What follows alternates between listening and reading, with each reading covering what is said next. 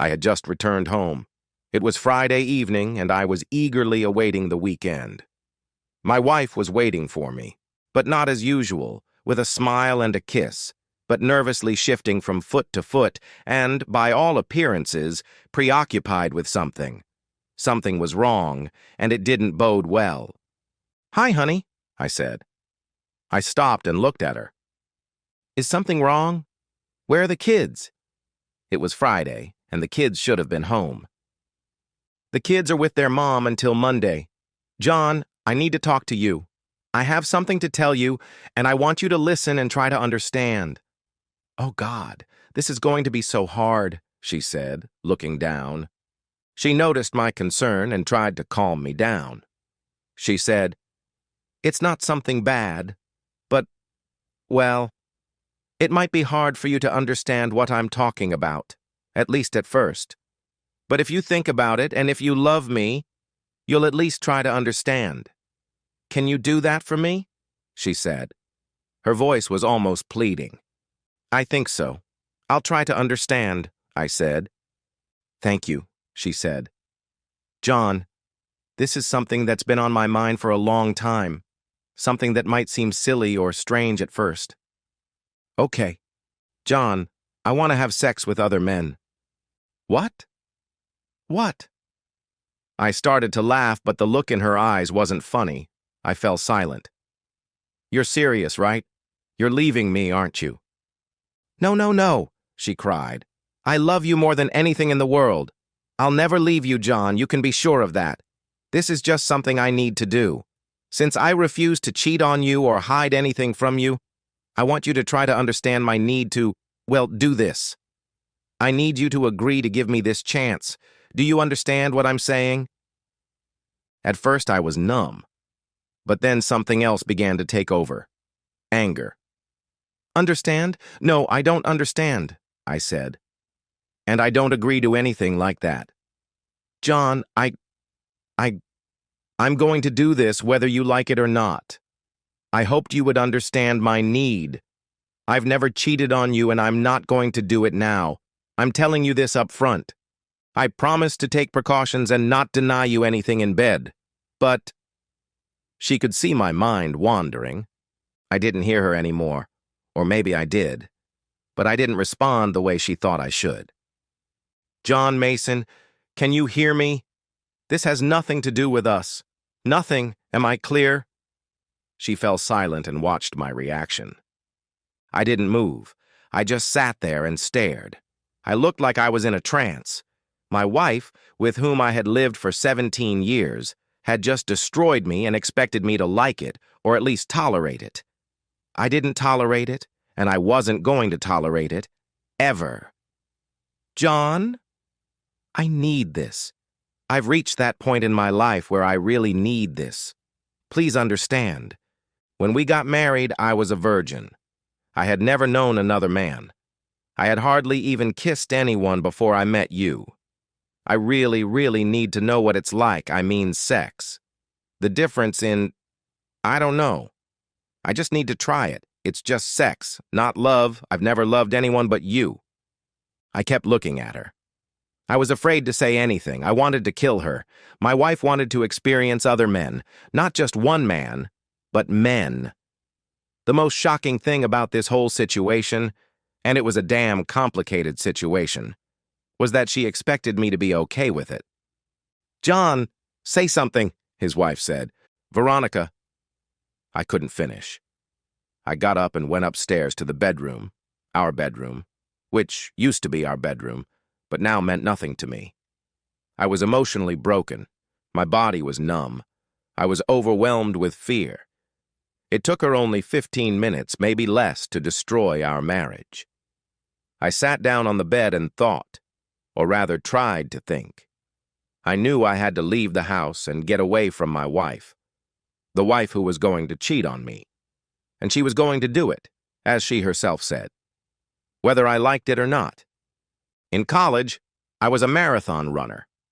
Running or long walks always helped me clear my head. I decided to go for a walk, a long walk. I took off my suit and put on some loose jeans, a t-shirt, and my $200 sneakers. I grabbed my wallet, a cap, and my sunglasses. I went downstairs. Veronica was still sitting where she had been when she announced her plans for sexual experiments with other men. I stood there, looking at her again. She seemed like a stranger to me. I looked at her, put my hand on the doorknob, and asked, "Who are you?" I turned and walked out of the room. "John, where are you going?" Her words were lost as I slammed the door behind me. I walked quickly. I had already passed the neighbor's house when I heard her shouting for me to come back and talk to her. She caught up with me and ran alongside me until she was out of breath. "John, where are you going? We need to talk. I love you. I don't want to hurt you. We're not divorced yet, really. I love you. Please come back." "John." She gave up. I believe she had fallen on the sidewalk, but I didn't turn around to look. I couldn't look at her. She couldn't keep up with me. I could still run a marathon in 3 hours without any problems. Soon I was 2 blocks away from her, and she was nowhere to be seen. I turned the corner and shifted into another gear. I went into super mode, as I called it, and I raced on. I could have run at that pace forever, and maybe I would have. We met in college. She was handing out water cups to participants in a 10K triathlon. I won the race that day. Later, I told her I won because I was trying to catch up with her before she got away from me. I caught up with her just in time, right before she disappeared into the crowd of fans, relatives, and supporters. We liked each other right away. She was the dean's secretary at the business school. She never finished college, but she managed to land a cushy job thanks to her attention to detail and ability to read quickly. I was a graduate student in electronics and computer science, studying in 2 departments.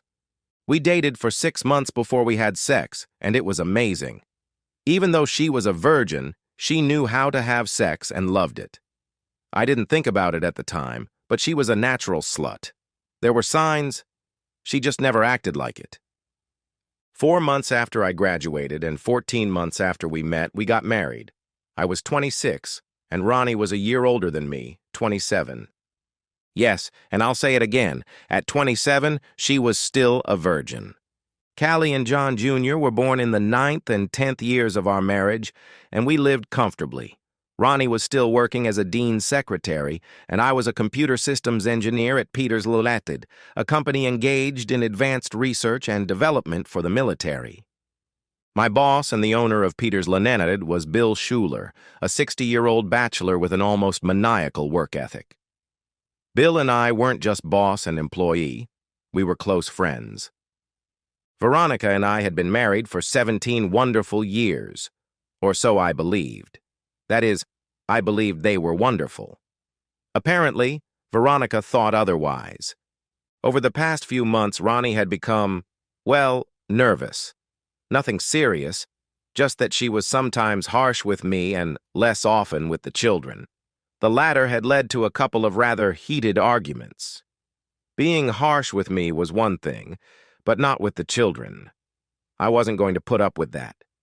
I thought maybe she was going through menopause. I didn't know much about female biology, but I knew a little. I was going to find out more about it, but never got around to it. Now, as I was walking, I regretted not doing so. "I don't know where your brother is, Roberta, Bobby. He just walked out of the house, and I haven't seen him since 5 o'clock on Friday evening," Veronica said. "That's why I called you. I'm panicking. I'm very worried, Bobby. Bobby, what should I do?" Roberta Mason could have been my wife's twin, and they were often mistaken for sisters. Both had lush red hair, shapely figures, and cute freckles that all men find attractive. Roberta was an inch taller than Ronnie, standing at 5 feet 7 inches, but otherwise they were almost identical. However, Bobby differed from her sister in character. She was determined, not very talkative unless prompted, and still unmarried at 40. No, she wasn't a lesbian, she just loved her independence and lived the way she wanted to. "Are we talking about our John, my brother?" asked Roberta Mason. "That doesn't sound like him." "We had a little argument, and he just got up and left. I tried to get him to talk to me, but he wouldn't," Veronica said. "Ronnie, we'll find him." I don't know what you two had a fight about, but if he left you and his children, it must be something very serious. I'm guessing you don't want to go into details, Bobby said. It's personal, Veronica replied. And it definitely wasn't something that would make him leave us. I've told him dozens of times that I love him. Why can't he understand that?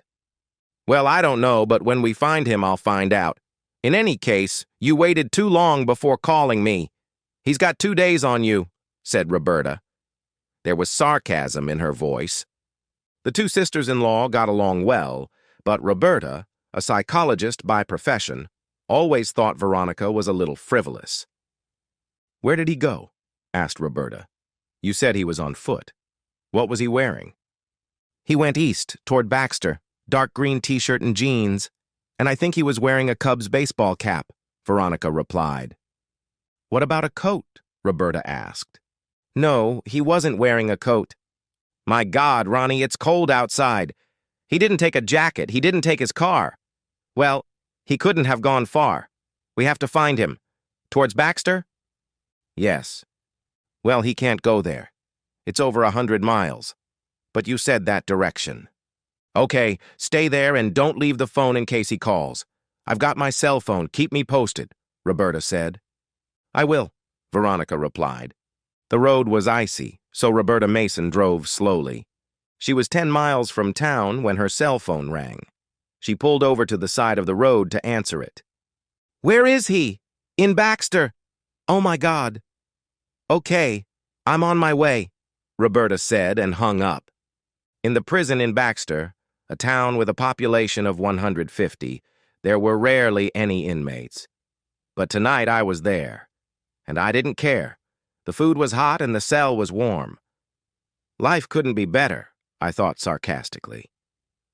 I heard the steel door at the end of the corridor slam open. I couldn't see who was coming in, but the footsteps told me someone was coming for me.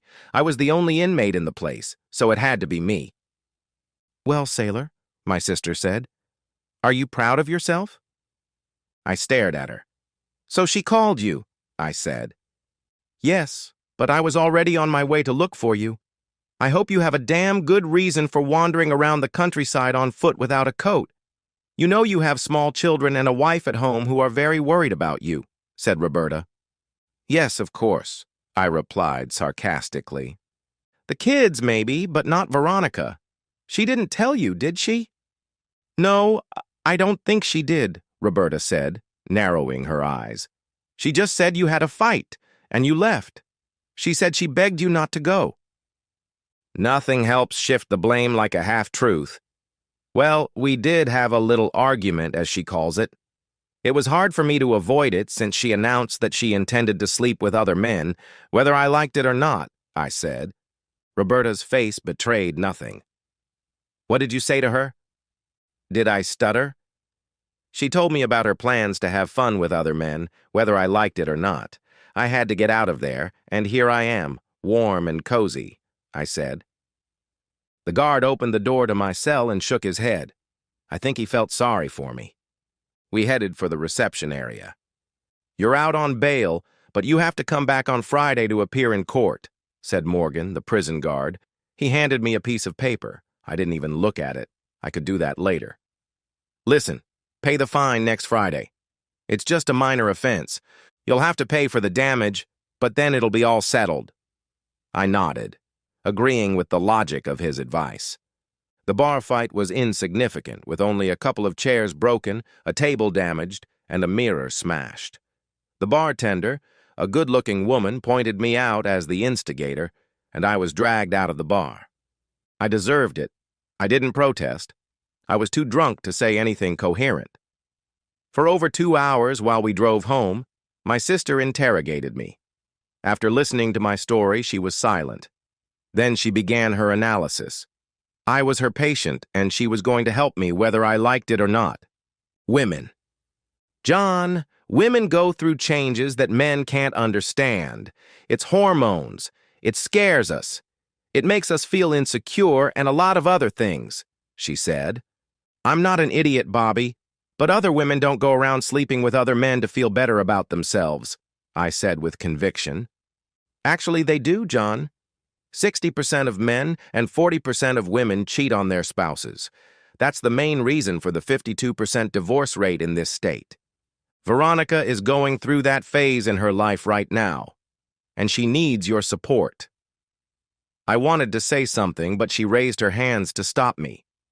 No, I'm not saying you should let her date other men, but you need to talk to her, support her, and get her out of the state she's in. She needs you, and I'm afraid it's going to take some time. Women her age, our age, need men who are strong, who will support them and be there for them. Bobby, I'm willing to do anything to help Veronica get through this. But if she lets another man in, it's over between us. No ifs, buts, or thens, never. And let everyone know that if she doesn't respect me, I'll do everything in my power to destroy her and her lover or lovers. Bobby fell silent again. I hated it when he pondered. It always made me feel like he was judging me. The conversation turned to less serious topics. You drove 100 miles in 2 days? She asked. Yes, so what? I can, so I did. I needed to think, I replied. Nothing. That was a hell of a feat, especially considering the temperature and the condition of the roads at this time of year. What were you thinking? She said. She meant how I could not have thought about the weather and the roads, but I took her words and applied them to my thoughts about Veronica, myself, and our marriage. It was 3 weeks before Christmas. It was going to be a hellish holiday. What would I find under the tree which we had not even put up yet? A used condom? I was angry. I just couldn't go home yet. Drop me off at Peter's, I said. But it's Sunday. John, you need to... I can't go there now. I need to be alone. I'll come tomorrow. Tell her, please, I said. She seemed to understand. I'll talk to her, Bobby said. She was very worried about you.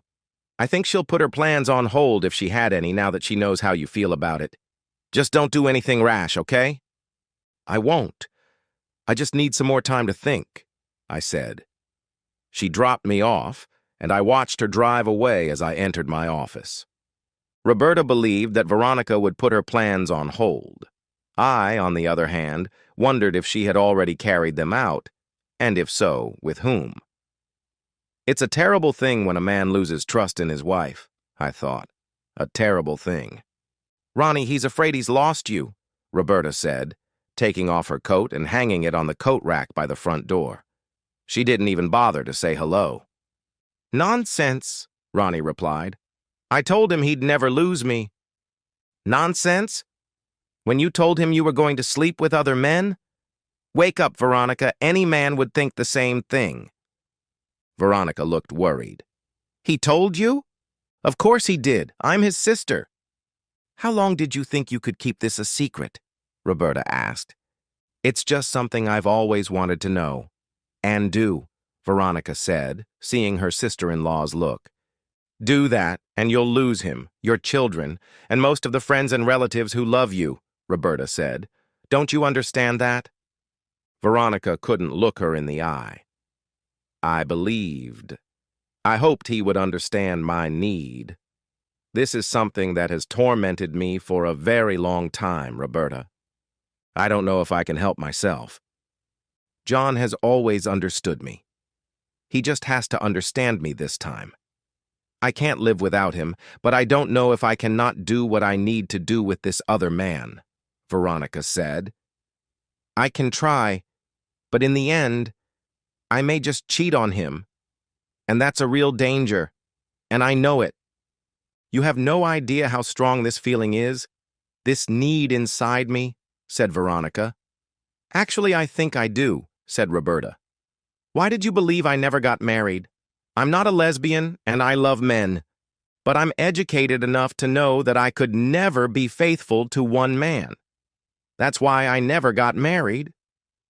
But Veronica, you are married, and what you're proposing is so strange, given that little fact, that you risk losing everything if you don't start behaving normally very soon, said Roberta. You're probably right, said Veronica. She began to sob. Roberta stood up, walked over to her, and hugged her. Everything will be fine. I'll stay with you tonight, and tomorrow when he comes back, I'll be here to act as judge. Thank you, Roberta. I don't know if I can look him in the eye considering how angry he is. But you have to give up this crazy idea of letting other men possess you. What's more, you have to convince your husband that he has nothing to fear, and that can be a very difficult task, Roberta said. Veronica nodded. She allowed herself a small smile. Her sister-in-law didn't notice how she narrowed her eyes slightly when she heard the last words. You must convince your husband. Veronica now knew that she would not be able to get her husband's permission, and she had to make a decision. She could give up her plans and never return to them, or she could convince her husband that she had given up. These were two completely different things.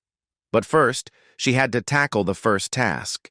She had to get him back because she loved him more than anything else in the world, and that was the absolute truth.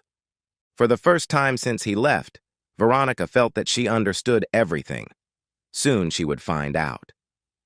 The next morning, I woke up on the couch in my study. I was a little stiff. The long walk and the uncomfortable sleeping arrangement had taken their toll. I was used to marathon distances, but I had only done a few long military marches, and none in the last 10 years. Actually, I was proud of myself. I hadn't lost my shape yet. I pulled up to the house a little after 10 a.m.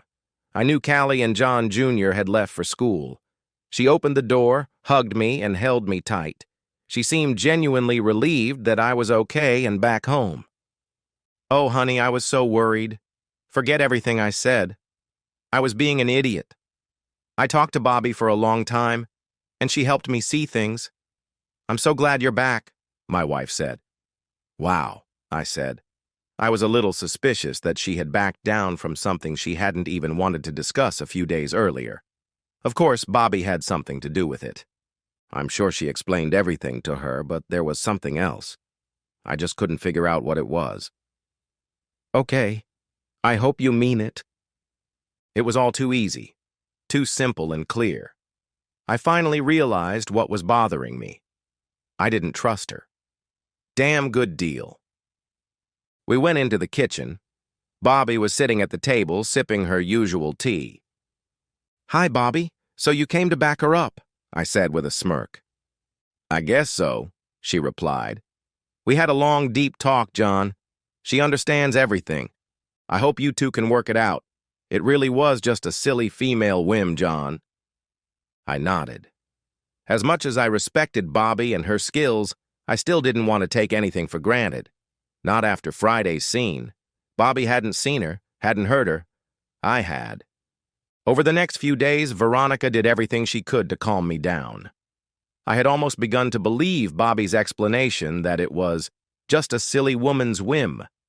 But on Thursday, the phone rang. I picked it up, heard something on the line, and then someone hung up. Strange. I didn't mention the call to Veronica. I thought about what I had heard on the line, and suddenly I realized. The words were, call, cell. Call her cell. That had to be it. I went upstairs. I hoped I was right. I was right. Her cell phone was on the dresser. I checked the call history. I recognized most of the numbers. I wrote down 6 unfamiliar ones. I smiled the smile of a lucky man. I didn't get top security clearance for nothing. Working in the military, I knew I could easily find out who those numbers belonged to. Of course, it would be damn illegal, but my own boss had used his clearance to catch his cheating wife, and that was a year ago. I was going to do the same thing. There was no such thing as innocent liability in this state. If I caught her and found proof, she would be mine, and her lover or lovers would be mine too. I felt good. The sex that night was good, even better than good. She had definitely changed over the last 6 days. I hoped I wouldn't have to give that up anytime soon. I arrived at the lab early. I needed to talk to Tim before he left for a trip. Tim was our system administrator and technical specialist. We had shared more than a few drinks cheering on our alma mater, Ohio State. Tim, do you have a minute? I asked as he walked past me. He stopped. Sure, John. "What's up?" he replied. "Come into my office. I have a problem and I need your help," I said. We went in, and Tim plopped down in the chair in front of the desk. I sat down next to him. "Tim, remember last year when Mr. Peters asked you to spy for him?" He suddenly perked up. "Oh, no, John, not you," he said. "I'm not sure, but I have reasons to be concerned. Can you help me?"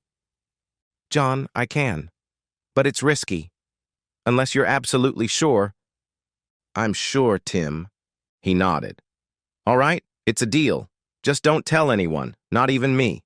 If anything comes up, I'll get in touch with you. Are you okay with that?" he asked.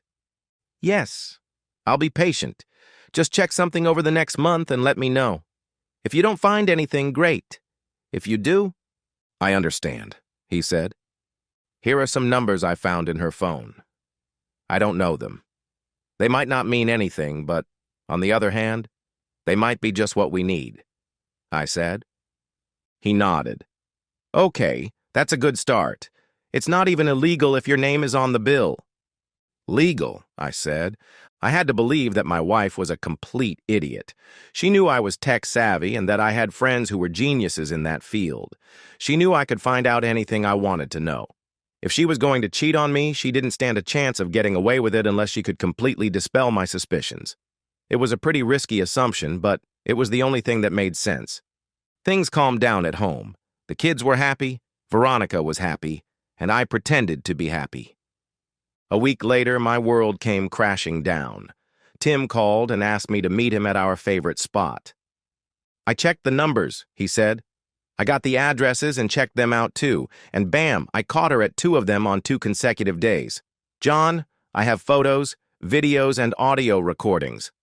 Suffice it to say, your wife is definitely cheating on you. I'm sorry, John." "Don't worry, buddy. Do me a favor. Get me more, especially more tape. I have plans for that bitch. I don't care what it takes. I'm going to destroy her and her lovers." "Will do."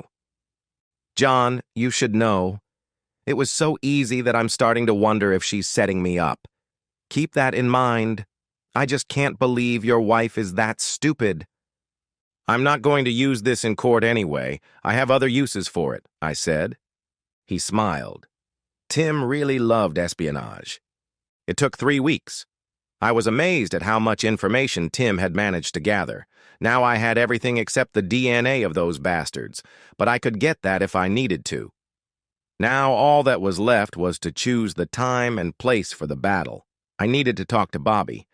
We were sitting in her office watching a movie. "My God, I can't believe it. She even cheated on me," my sister said. "What pisses me off the most is that I know that at least sometimes I was second," I said. "John, forget about revenge. Dump that pathetic creature, but forget about revenge.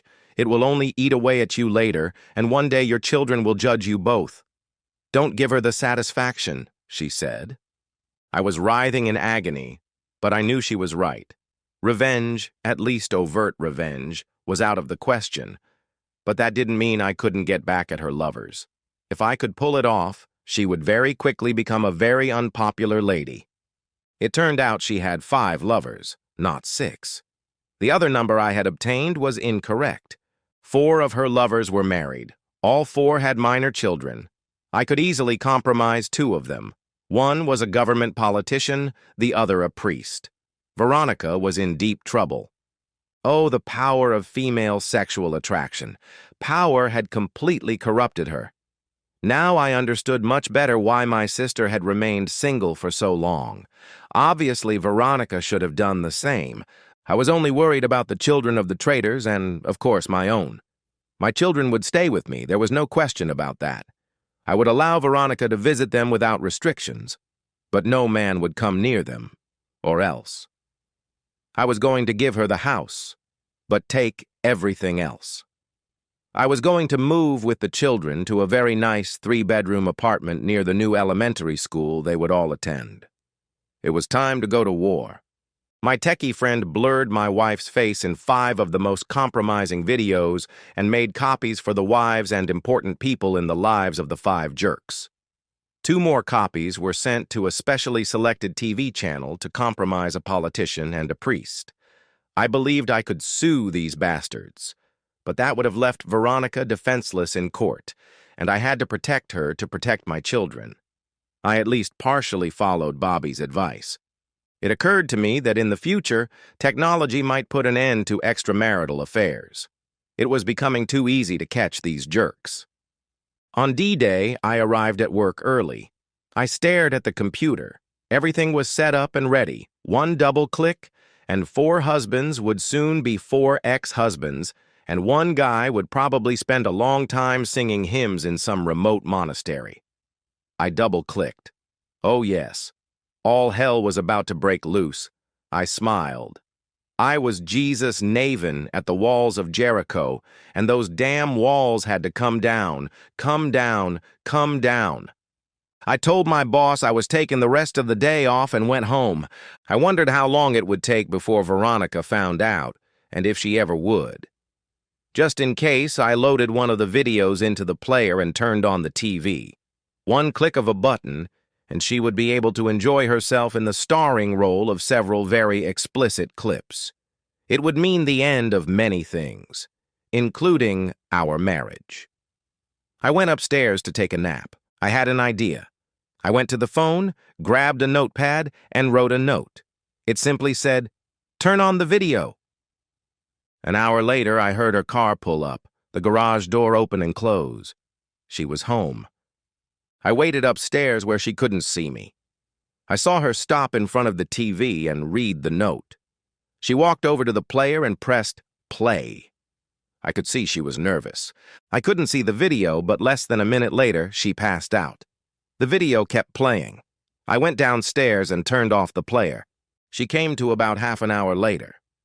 I sat on the sofa and waited for her to wake up. She saw me.